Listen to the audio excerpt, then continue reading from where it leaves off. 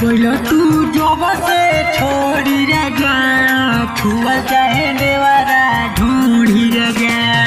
DJ Amit Tiwari ढूंढी रगा ढूंढी रगा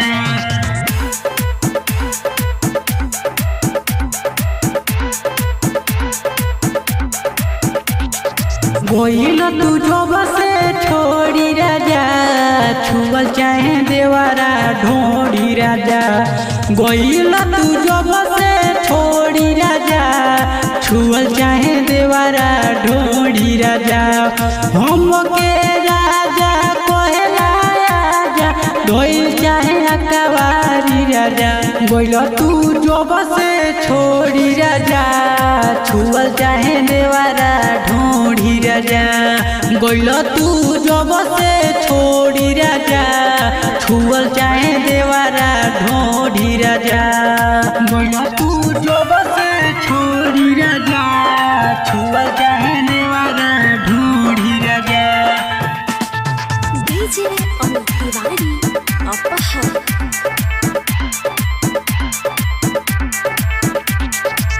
पियला ताड़ी खींचेला साड़ी कोरिले माना तो देवेला गारी देवेला गारी दुख न सहल जाला हमरा से न रहल जाला करो दतिया न केहू से कहल जाला का हम कही कैसे हरही बोलेला बोल बड़ी बड़ी राजा गइल तू जब से छोड़ी राजा छुअल चाहे देवारा ढूंढी राजा गइल तू जब से छोड़ी राजा छुअल चाहे देवारा ढूंढी राजा छुअल चाहे देवारा ढूंढी राजा डीजे अमित तिवारी अपहर